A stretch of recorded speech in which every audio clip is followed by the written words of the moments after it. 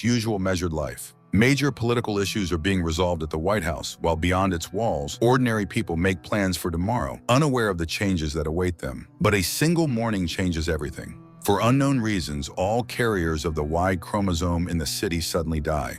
In other words, all male beings, from animals and birds to men, perish.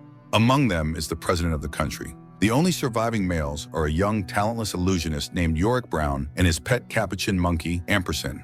In the event of an emergency, Regina Oliver was supposed to take over the presidency. However, at the time of the catastrophe, she was abroad, and there has been no word from her since. Naturally, the absence of leadership leads to dire consequences. Riots erupt in the city as women, panicking, begin to destroy everything around them, not knowing how to go on living.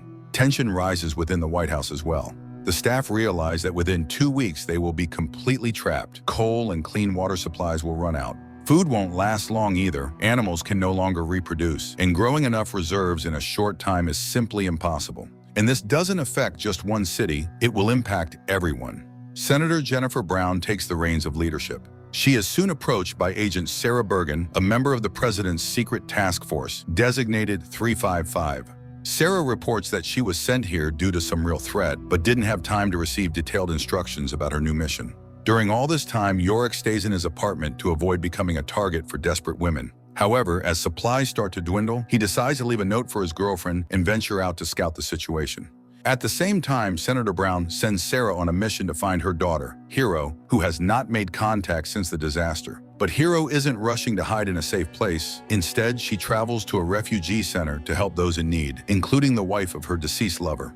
After that, Hero returns to the hideout where her friends are gathered. At first glance, it seems there are still some surviving men in the city, but it quickly becomes clear that these men were born in female bodies and have transitioned through hormone therapy. Therefore, the mysterious plague had no effect on them. In New York City, evacuation begins, and heavy military vehicles patrol the streets. Yorick has to hide to avoid being caught by the military. Still, he manages to sneak into a local bar to leave another message for his girlfriend. Yorick continues to hope that she is alive and that upon seeing his autograph, she might return home. Usually, Yorick manages to stay under the radar, but this time things don't go according to plan. His capuchin escapes, forcing Yorick to chase after him.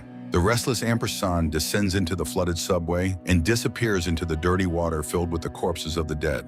Fighting his disgust, Yorick decides to follow, unwilling to lose his only friend. At one point, Yorick thinks he sees another living man nearby, but it appears to be just a vision. Shining his flashlight around, he sees nothing but dirty water. After climbing out of the water, Yorick sneaks into a clothing store to change. However, he fails to stay hidden. The shopkeepers spot the naked visitor and freeze in shock. One of the women suggests capturing the guy and handing him over to the authorities for a nice reward, but ultimately, taking pity on him, they let Yorick go, giving him a set of clean clothes. The stress Yorick has endured nearly drives him insane. Looking through the videos on his phone, he recalls the day Ampersand came into his life, and hearing his friend's voice, the little monkey emerges from his hiding spot. The duo returns home, feeling safe there, but when Yorick hears the door opening, he realizes he was wrong. Someone has broken into the apartment and he'll have to defend himself. Arming himself with a guitar, he hides behind the corner, but he doesn't get a chance to strike. Sarah proves faster and stronger. She disarms Yorick and after a few hours delivers him to his mother, Senator Brown. The pilots who brought Yorick to the White House are locked away. Sarah explains that they need to rest after a long flight, but everyone understands the real reason. No one must find out that the new president's son has survived. Otherwise, suspicions of conspiracy could arise and lead to even greater chaos. Yorick himself is not thrilled about the situation either. After getting some rest from everything he has been through, he decides to look around, but his curiosity almost leads to disaster. In an abandoned office, he is discovered by Marla, the widow of the deceased president. Jennifer and Sarah arrive just in time and manage to make it seem like Marla is suffering from a mental breakdown. Meanwhile, Yorick manages to hide, but the threat hanging over the conspirators grows, and Sarah insists that the boy must be taken out of the White House. The late president's daughter tries to find out exactly what her mother saw that night. Jennifer assures the girl that it was nothing but a hallucination, but Kimberly suspects that President Brown is lying to her. Jennifer Brown instructs her aides to find a geneticist who can examine Yorick and figure out what happened on the planet and why he and the capuchin survived. The president plans to bring specialists to the White House, but Sarah remains firm. It's too dangerous, and they must get Yorick out of the city. The agent is ready to take on this risky mission, but it must be done as quickly as possible. Meanwhile, in Israel, a wounded woman regains consciousness. Upon learning that all the men on Earth have died, she declares that she must now claim the presidency of the United States. Nora Brady, a former presidential advisor, is forced to wander with her young daughter, Mackenzie. Having lost her husband and sons and left without any means to survive, Nora struggles to pull herself together, but ultimately decides to fight to save herself and her daughter. News reaches the White House that Regina Oliver, the main candidate for the presidency, is alive. This leads to a split among the staff. One part remains loyal to Jennifer Brown, while the other sides with Regina Oliver and Kimberly, the president's daughter. Given the situation, Jennifer has no choice but to agree with Sarah and allow her son to be moved to a safer location. Sarah enlists the pilots who had previously transported Yorick, motivating them by awarding hero stars and promising eternal glory if they succeed in their mission. The only way to secretly get Yorick out of the building is in a cart with dead bodies. The boy tries to refuse and come up with another plan, but Sarah remains adamant. They cannot afford to take risks, and Yorick will have to endure it. The agent successfully smuggles Yorick out and transfers him to a helicopter. She intends to pilot it herself. A second helicopter, carrying only female pilots, will fly ahead as a diversion. However, as soon as the helicopters reach a certain altitude and disappear from view, the escort helicopter loses control and explodes into a shower of burning debris. The sight horrifies Yorick, but Sarah remains calm, knowing this was the price of the pilot's silence. After several hours of flight, Sarah and Yorick land in a forest to take a short break. The agent, unable to bear the smell, asks the boy to undress. After riding in the cart with the corpses, he smells terrible, and it would be better to wash his clothes before continuing their journey. Meanwhile, Yorick's sister, Hero, sets out to find a safe place, accompanied by her friend, a trans man. Along the way, they stop at a looted store, hoping to find some food, but instead they encounter the frightened Nora and Mackenzie. Examining the girl's leg, Hero notices a serious infected wound and asks Nora to allow her to provide first aid so that they can continue moving. Back in the forest, Sarah and Yorick's camp is attacked by a gang of wild looters. Sarah tries to distract them and talk them down, but to avoid any risk, Yorick puts on a mask and waves a stick to scare the girls away, fearing that they might ruin their plan. The unexpected guests leave, but Sarah and Yorick decide not to stay put. They make their way to the nearest town, where they trade a helicopter generator and a couple of grenades for a motorcycle. While Sarah inspects and checks the motorcycle, Yorick, forgetting all safety rules, runs off to a deserted spot, convinced that he saw his girlfriend Beth in the crowd. This foolish act lands him in a trap. He is surrounded by female police officers who tear off his mask and discover his secret. Sarah has to intervene to protect her companion. Fighting off the officers, she manages to drag Yorick away, but as soon as they get a free moment, Sarah stops the bike to bring the loser back to his senses and remind him how important the mission is, a mission he had just nearly sabotaged. Meanwhile, Hero, her friend, and their new companions find shelter for the night in an abandoned women's shelter. Hero confides in Nora that her daughter has serious medical problems. She needs antibiotics, but pharmacies have long been looted, along with the empty houses. Stricken by fear and helplessness, Nora steps outside so that her daughter doesn't see her tears. But outside, she faces a new trial. Horsewomen appear in the courtyard, claiming to be the rightful owners of the house, and they don't seem too happy about uninvited guests. The rest of the visitors are quickly discovered by the horsewomen as well. They are herded into the stables to get rid of extra mouths to feed. However, Nora notices something that might save them. One of the horsewomen turns out to be wounded, and Nora asks Hero to examine the girl and provide help. Hero tries her best, but the gunshot wound is too severe, and there's nothing available but duct tape and a couple of rubber gloves. Hours of makeshift surgery don't bring any improvement. The girl's condition worsens, and the leader of the women's gang, Roxanne, decides to end her suffering. To Nora's surprise, Roxanne proves to be kind and understanding. She invites the guests to stay in their house for the night and promises to provide the antibiotics needed for Mackenzie. As the group follows Roxanne, Hero realizes that antibiotics are just a small part of what the gang controls. They own an entire shopping mall stocked with supplies. Meanwhile, Sarah and Yorick continue making their way toward Boston, hoping to find geneticist Allison Mann, but at the city's entrance, they encounter a military checkpoint, heavily guarded and armed with tear gas. Sarah proposes that they split up. She will distract the soldiers while Yorick and Ampersand sneak around the blockade. Meeting Boston's colleagues, Sarah quickly realizes that the absence of men hasn't rid the world of crime.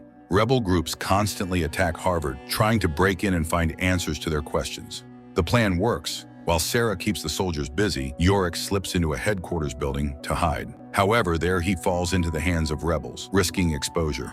Luckily for him, the rebels mistake him for a trans man and let him go, even telling him where he can find his people, get the necessary hormones, and hide. At last, Yorick and Sarah locate Allison Mann's apartment and then her office at Harvard. The geneticist is not very pleased to see strange visitors, but the moment Yorick removes his mask, she immediately understands why they are there. Mann realized she must study the boy and his capuchin, but it's impossible to work at Harvard. There's no equipment or biological samples left. Therefore, she suggests the only possible option, traveling to San Francisco to use the lab there. Sarah agrees to yet another dangerous journey, but secretly sabotages their radio, cutting off their only way of contacting the president. She later uses the radio's malfunction as an excuse to leave, asking Yorick to watch over the geneticist while she finds another way to communicate with the White House. Meanwhile, political infighting over power resumes, but not everyone is focused on that. One of Jennifer Brown's aides, Christine, falls ill and fears she has lost her baby. However, an ultrasound reveals the opposite. The pregnancy is progressing, and it's quite possible the child is a boy. Sarah breaks into a stranger's house, only to find that the homeowner is just as skilled and dangerous as the secret agent herself. A fight breaks out between the two women, but once they allow each other to speak, it turns out that both intruders work for the same organization and came here for the same reason: to find the homeowner and put a bullet in her. After learning about the helicopter crash, Jennifer is beside herself with worry, but Christine tries to calm her down. The search team reported that they found the bodies of only 2 pilots. The relief doesn't last long. The president realizes that Sarah most likely staged the crash to eliminate unnecessary witnesses. A terrible thought strikes her. Yorick is in the company of a dangerous criminal, and there's no telling what Sarah might do to him. Regina Oliver, the main contender for the presidency, is brought to the White House. Taking advantage of this, Kimberly starts plotting a coup to get rid of the hated Jennifer Brown and eventually seize power herself. Meanwhile, Allison Mann confesses to Yorick that she isn't confident about the success of her research. She doesn't know if they'll have the resources to find out why the men died or whether it will even be possible to revive the male species. One thing is certain: hard times lie ahead for both Yorick and his capuchin. Soon they will become experimental subjects. Sarah returns to the office and proposes that they set off. For some reason, she lies to Yorick, claiming that she spoke to his mother and that they now have permission to travel to San Francisco. The trio sets off on their journey, unaware that a military patrol is already circulating around the city with Sarah's photo. While the women wait for a safe window between the gas deployments, Yorick decides to visit the place the rebels had told him about, a community of transgender people where he can remove his mask and show his real face without fear. Sarah flies into a rage over Yorick's latest stunt, but it soon becomes clear that the real threat isn't him, it's her. The patrol arrives at the community and shows everyone her picture. The trio manages to escape from under the hunters' noses and hides in a church, where Sarah is forced to admit that she has no communication with the White House and has been making all decisions on her own. Meanwhile, Hero, her friend, and Nora with her daughter continue to live in Roxanne's commune. At first glance, it seems they found a true paradise. There's food, medicine, and safety. But when Nora tries to take her daughter away from another radical feminist meeting, Roxanne explodes with rage. She reminds them that they are guests and must follow her rules and obediently listen to everything she says. Moreover, Roxanne does everything she can to make young Mackenzie hate men and join their movement. Another such meeting is interrupted by a battle alarm. The women quickly set up barricades and arm themselves to defend their supermarket. The enemies turn out to be a small group of desperate women with a little girl. Roxanne goes out to meet them, but she no longer accepts outsiders into her commune. Not even a child evokes her sympathy, and she drives the refugees away, refusing to help.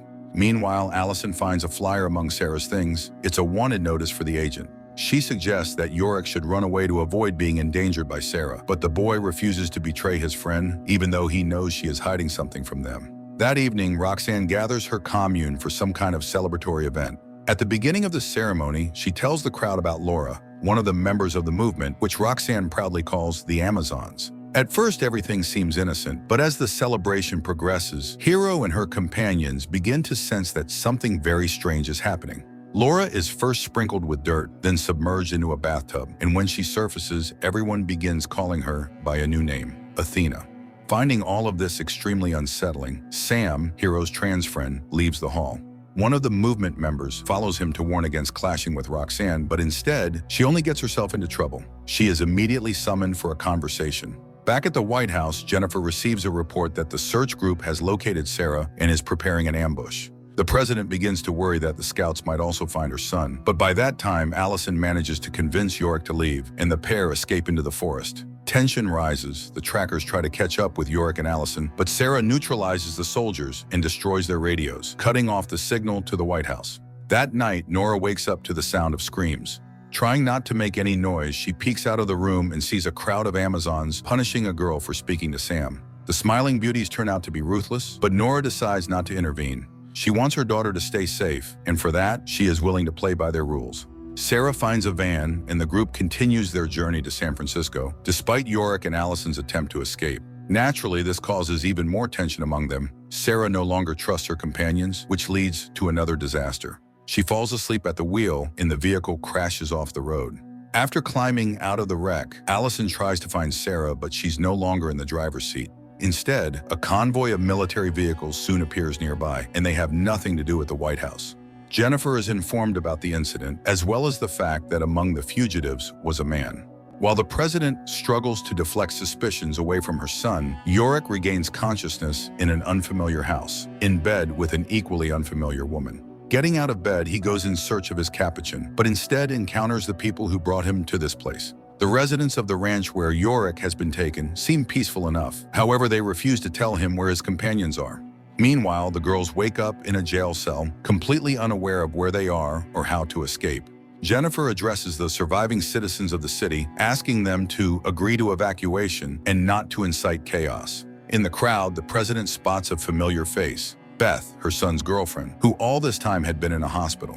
While Jennifer talks to Beth, Kimberly continues to secretly persuade Regina to overthrow the usurper and take her place. Despite the friendly atmosphere, Yorick isn't set free. On the contrary, he is thrown into a cell with the girls so the community can decide what to do with the prisoners. Meanwhile, more grim news arrives. A new strain of flu has been discovered in Greece. Jennifer immediately dives into addressing this new crisis, but is also faced with another. Marla shows up at the command center, demanding to know if the rumors about Yorick are true. The waiting inside the cell becomes unbearable, and tensions flare up again. Yorick and Sarah end up fighting, but the argument quickly ends when the heavy door creaks open and a woman from the settlement appears. She informs the prisoners that a decision has been made. They will be allowed to stay until Sarah recovers. After that, they'll be escorted out of the city so they can continue their journey to San Francisco. The ranch residents provide Sam with a separate bedroom. Before she drifts off to sleep, she warns Yorick to stay alert and trust no one. But Yorick is convinced that Sam is exaggerating the danger. The ranch seems lively, and everyone appears peaceful and kind. Moreover, they have plenty of food, electricity, and water, luxuries that are rare in most regions now. Meanwhile, Marla's grief becomes unbearable. She climbs to the roof and takes a step into the void, hoping to reunite with her husband and sons. She leaves a note for her daughter, apologizing and urging her to be strong. At the same time, Beth returns to the city, but instead of going back to her friends, as she had told Jennifer, she heads straight for a rebel truck, joining a group planning an assault on the White House. Back in Roxanne's commune, Kate, one of the Amazons, tries to leave the group, but Roxanne reminds her of the harsh rules, shooting the fleeing girl in the back. However, Roxanne doesn't confess this to the others. She frames the incident as an attack by nomads. To prevent further desertions, Roxanne orders everyone into intensive firearms training. Moreover, Roxanne plans to kick out the guests. Nora learns of this from one of the members and rushes to the leader, begging her to allow her and Mackenzie to stay. No amount of pleading works on Roxanne. She gives Nora a few more days, after which the woman and her daughter must leave the commune. Roxanne remembers how she first found this place and built the Amazon community. From day one, she had been its sole leader. Nothing had changed since then. Roxanne continues to dictate the rules and convinces the residents that beyond her protection lies only danger and death. Every day, she holds meetings where the women are required to recall the worst deeds of men and reinforce the idea that Roxanne is their only source of safety. Sam is banned from these gatherings and begins preparing to leave, planning to occupy the guest houses by the lake and start his own community. But Hero has already started falling under Roxanne's influence. She's no longer sure she wants to leave.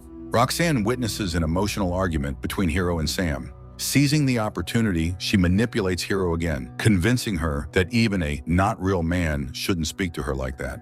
In the end, the friends part ways, and that night, Roxanne drives Sam out, allowing him to take a little food with him. The next morning, Roxanne doesn't tell Hero that she was the one who let Sam go. Instead, she does everything to comfort the girl, even organizing a farewell celebration in honor of saying goodbye to all things male. The festival ends with a noisy and cheerful party enjoyed by everyone except Nora. Nora never manages to fit in with the group, and to get her revenge, she sets fire to the shopping mall while everyone sleeps. The Amazons manage to survive, but their supplies are destroyed. Nora hides her satisfaction behind a mask of sorrow, blending into the grieving crowd. Pleased with her actions, Nora prepares for a night escape. She heads into the forest to check her supplies, but instead finds a police car by the river, filled with bodies. It becomes obvious that Roxanne is not who she claims to be, and Nora decides to use this information to her advantage. Choosing a moment when they are alone, Nora confronts Roxanne about her discovery. She promises to stay silent. In exchange for privileges, she and her daughter must always have access to the best food, protection, and shelter. But Nora offers more than just silence. She promises to help Roxanne retain control over the group even after the loss of their supplies, ensuring that people won't abandon her. Roxanne accepts Nora's terms. She gathers her followers and delivers a loud, fiery speech, promising that they will overcome all hardships and conquer the world. Meanwhile, Sarah slowly recovers and even resumes her training, although she continues to suffer from hallucinations and visions. Despite this, she keeps a close eye on Yorick, who seems to have once again let his guard down and placed too much trust in the villagers. Sarah's suspicions grow when one of the villagers approaches her, asking suspicious questions about a device found in the wrecked vehicle. The girl refuses to reveal what it is, but she clearly doesn't want Yorick to find out about the beacon. On Roxanne's orders, Hero finds another settlement, a group of women who have created a memorial to honor the memory of men. Hiding behind the guise of protecting women's rights, Roxanne organizes a raid to steal food and supplies from the settlement. The Amazons unleash hell on the inhabitants of the memory town, but Nora quickly realizes something is wrong. Instead of simply taking food and water, the savages are destroying everything in a frenzy. Nora doesn't like what she sees and tries to reason with Roxanne, but the deranged leader insists that this is the right path. Fully recovered from her illness, Regina Oliver prepares to overthrow Jennifer Brown. She instructs her allies to be ready for a coup within 30 minutes. Seeking additional support, Regina turns to Kimberly. But after her mother's death, Kimberly has lost her fire and no longer wants to be involved in the rebellion. At the same time, under the government building, Beth's team plants explosives. Jennifer Brown is summoned to the command center, where she is accused of hiding information about Yorick. To protect her pregnant aide, Jennifer is forced to confess, admitting that her son survived. She also reveals that he was sent to a geneticist in the hope of saving humanity, although no one knows if he has reached his destination. Even those who had supported Jennifer the day before now side with Regina. They demand that the liar step down and hand over power to the true president. But the discussion is interrupted. An explosion rocks the building, and it becomes clear that intruders have broken in.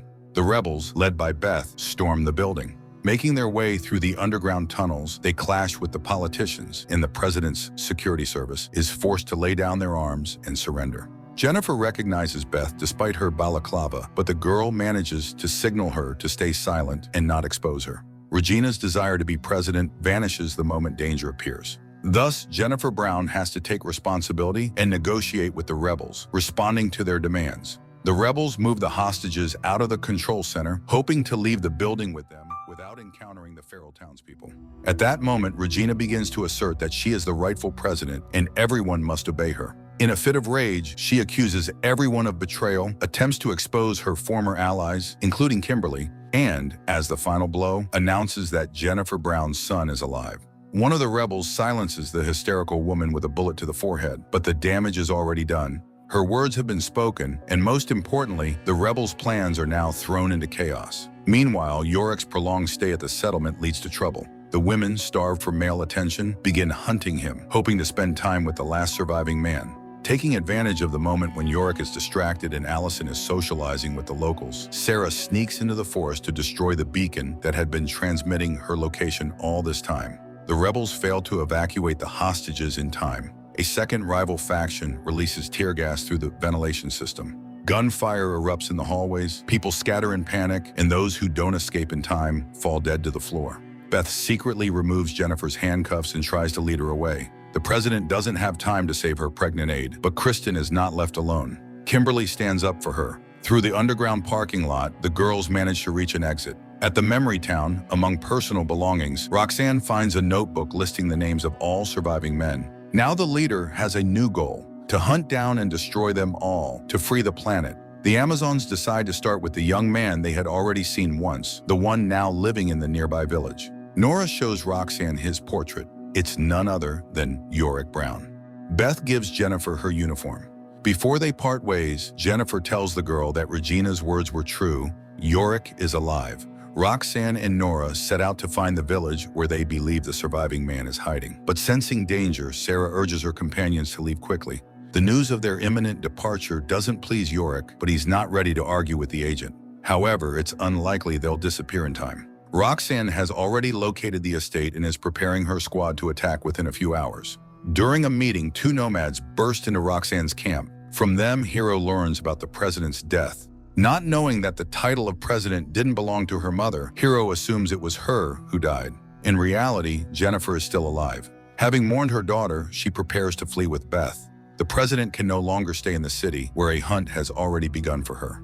That night, Sam sneaks into Jennifer's house. The woman immediately recognizes her daughter's friend, and together they attempt to escape, but the house is surrounded. Kristen and Kimberly find refuge in an abandoned barn. Waking up early in the morning, Kimberly tells her friend that she knows how they can all be saved. They need Yorick to continue the human race, and Yorick, it seems, agrees. That night, he sleeps with one of the village women who had long set her sights on him. Their idyll is shattered when the Amazons, led by the crazed Roxanne, storm the village streets, demanding that the man be handed over. Sarah jolts awake at the sound of gunfire. She orders Yorick's new girlfriend to get him out of the house while she stays behind to repel the attack. Realizing they are heavily outnumbered, Sarah steps outside with her hands raised, pretending to be frightened of the intruders. She brings out the local trans man, passing him off as the real survivor. A serious firefight breaks out on the main street. The sounds of gunfire distract Sarah's convoy, and she uses the moment to disarm her enemies and escape. Even little Mackenzie joins the fight, trying to prove to Roxanne that she deserves her place in the commune. Meanwhile, Hero catches up with the group of escapees. She fires at them until Yorick turns around. Recognizing her brother, Hero freezes, but Yorick's girlfriend, unaware of the family connection, shoots Hero. Wounded, Hero manages to tell her brother about their mother's death and warns him that the Amazons intend to destroy him. She urges Yorick to flee and to buy him time, eliminate